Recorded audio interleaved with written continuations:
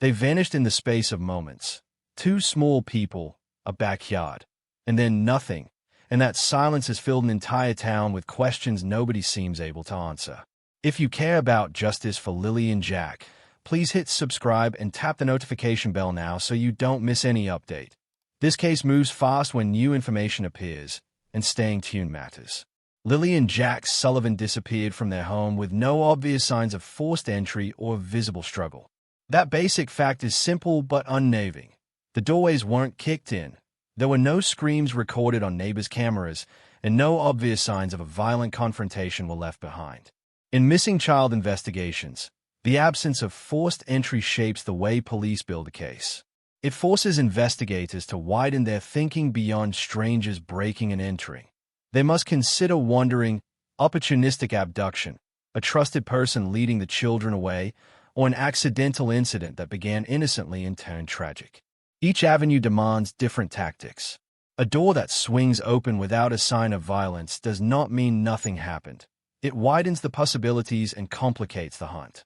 Families often assume a clear sign will point the way, but when nothing obvious exists, the entire burden shifts to detail work. Footprints, fibers, digital traces, tiny genetic material, witness memories, and timelines. That's exhausting work for investigators and excruciating for relatives. The case's lack of visible violence also changes public expectations. Many people instinctively want a clean narrative. Someone breaks in, someone takes the children, the police chase the suspect. Real life rarely fits that tidy shape. When the evidence is quiet, rumor and theory rush in to fill the silence. People begin to read meaning into pauses, body language, and small inconsistencies.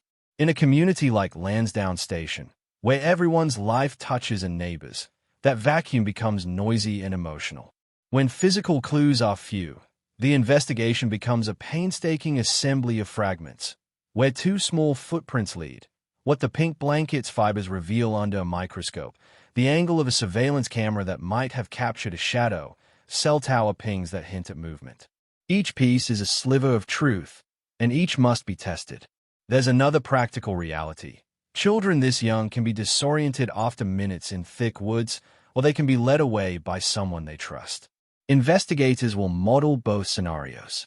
They study vegetation density and weather patterns to estimate how quickly a small child could become lost, and they also interview family and friends to learn who might have had access to the yard that day. The absence of forced entry pushes the investigation into quieter territory. The domestic sphere, the people who come and go from a property, the digital footprints left on phones and accounts. And that's often where answers lie. It's slow work, but it's the only work that will deliver reliable results. When the mother shows no public sign of grief or urgency, as many viewers have observed, that silence becomes a focal point for speculation. It's worth saying plainly, people grieve in wildly different ways. Absence of visible sorrow does not equal absence of pain or guilt. But in the public square, especially in a tight community, expected behaviors matter. When the mother's outward demeanor does not match what people expect, loud anguish, constant pleading, visible panic, observers start to ask why. Is she processing privately? Is she paralyzed by shock? Or is there something more complicated going on? Those questions are human and understandable, because in tragedies we look for signals that confirm both care and responsibility. Still, interpretation must be cautious. Public grieving has cultural scripts. Some people wail, others go quiet. In media-saturated times, silence can look sinister, privacy can look cold. For investigators, the mother's demeanor is data to be considered alongside interviews, phone records, and other evidence, not a verdict. For the community, however, lack of overt urgency can seed suspicion. That's why clear, timely communication can be crucial. When families or authorities explain steps being taken, some of the worry caused by an absence of visible emotion can be eased. Where communication is sparse, rumor fills the void. Adding complexity, days after the disappearance, the mother was reportedly seen relaxing at a beach and posting cryptic messages online. In the modern era, public posts and images become a running record people use to build or refute narratives. A photo of a quiet shoreline, a brief line of text, a paused video. Each can be read in multiple ways. To grieving relatives, a beach image can infuriate. To someone coping privately, a walk near the water might be the only balm available. Yet timing makes everything look different. When a community is raw and waiting for answers, the sight of the mother in a seemingly serene setting becomes potent fuel for outrage and suspicion. Investigators treat such online behavior as potential evidence, not proof. Metadata can show when and where posts were made. That information can corroborate or refute an alibi. But interpretation is subtle. A post need not mean callousness, nor does it absolve someone who had involvement. The legally relevant question is not whether a person visited a beach, but whether that person's actions or communications make it more or less likely they were involved in what happened. Investigators will cross-check timestamps, GPS coordinates, and witness statements. They will look for patterns, calls placed, messages deleted, phones powered off, that might indicate staging or evasion. Social outrage can be immediate and loud, but the courtroom and the investigators must rely on evidence that will stand up under scrutiny. In this case, people close to the story say the stepfather, Daniel Martel, was distant and largely silent during the early weeks of the investigation. Again, visibility matters. In high-profile missing person cases, relatives often become spokespeople by default, pleading on TV, handing out flyers, organizing searches. When a key adult remains distant, the community notices. The lack of proactive involvement by a primary caregiver raises natural questions. Were they overwhelmed, ill, or intentionally withdrawn? Some say Daniel did agree to interviews and even took a polygraph. Others say his public posture was restrained. For authorities, a restrained demeanor is a piece of the mosaic, not a conclusion. For a grieving neighbor, it looks like absence. There are practical reasons someone might keep distance. Shock, fear of saying the wrong thing, trust in police process, or inability to manage emotional display on camera. And there are practical realities about parenting. Someone may be coping privately with another child at home, managing logistics, or following advice to avoid speaking publicly under advice from investigators. Still, the community expects action, participation, and visible leadership in the wake of a child's disappearance. When that expectation is unmet, networks of rumor and suspicion grow. Into this breach stepped a different voice, the grandmother, Carol Martel, who became the most vocal advocate for the missing children. Her activism is straightforward to explain. When the immediate household became quiet, a grandparent's public grief and insistence filled the vacuum. Grandmothers and extended family often provide the emotional engine of search efforts, organizing vigils, rallying volunteers, keeping the story in local news cycles. Carol's visible advocacy created a focal point for community outrage and for calls to action. People responded to her raw emotion and clear demand for answers. Her presence gave neighbors something tangible to support. That visible advocacy also introduced tension. The mother reportedly attempted to silence Carol with harassment claims and legal action. Whether those actions were defensive, retaliatory, or protective of privacy is impossible to determine without seeing court filings and hearing both sides. What we can say is the effect. When family members clash publicly during a crisis, the conflict refracts into public suspicion. Legal moves, even if lawful and typical, can look to the public like gag orders or witness tampering. Investigators try to navigate those family conflicts without taking sides, but public opinion rarely waits for a neutral verdict. It's important to note that family conflict in missing person cases is common. Grief is messy.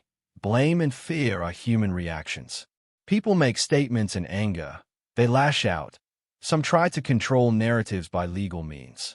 Courts sometimes see restraining orders, civil suits, or requests for privacy during investigations. From an investigative standpoint, these moves might be tactical. From the community's standpoint, they are often alarming. Another crucial layer is institutional.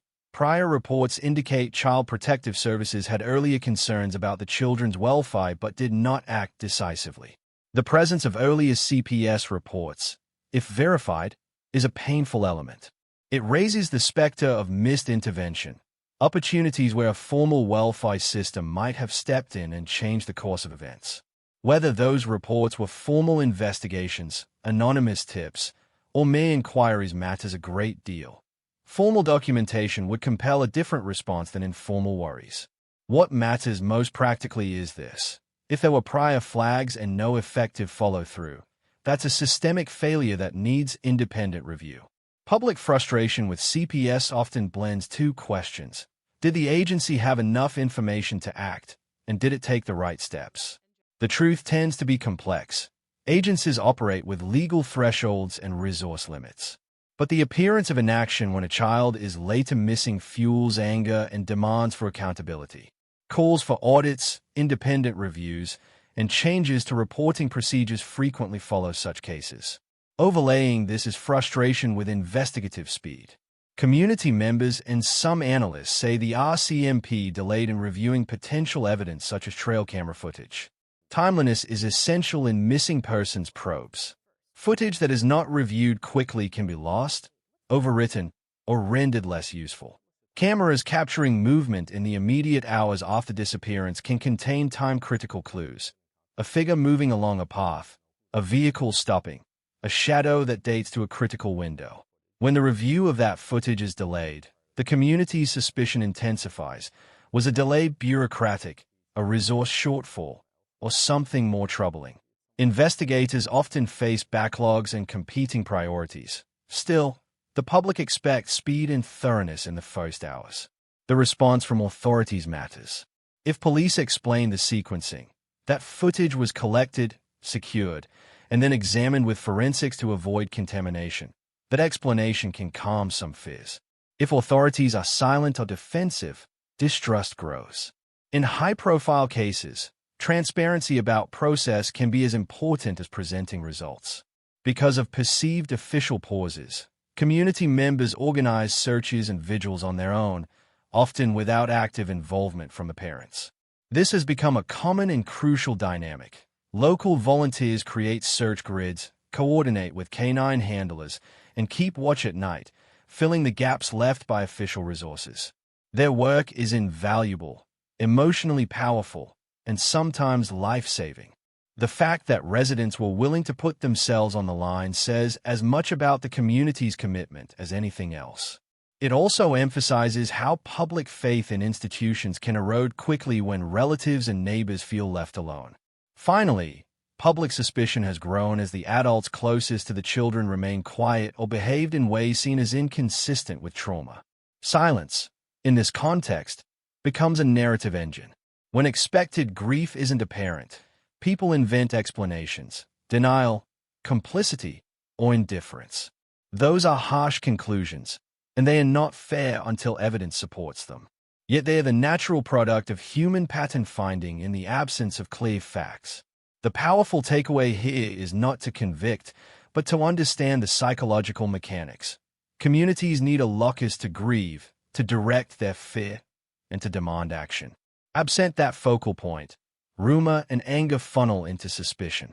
There are three urgent lessons to draw from this entire, painful story.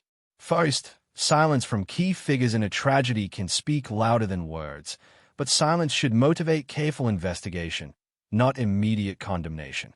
Second, community persistence can drive awareness and keep a case alive when official action feels slow. Volunteers, vigils, and grassroots searches can make a real difference. Third, early, decisive intervention by authorities, whether CPS or police, is critical. Delayed evidence review or bureaucratic hesitation can permanently hinder an investigation. This case is far from resolved. What it reveals about grief, public perception, institutional responsibility, and the raw mechanics of an investigation will be debated for years. For now, the urgent work continues. Find the evidence, follow the leads, and bring home 2 children. If you have any information that could help, call the relevant authorities and report it. And if you found this report useful, don't forget to like the video and subscribe so we can keep you updated the moment something changes.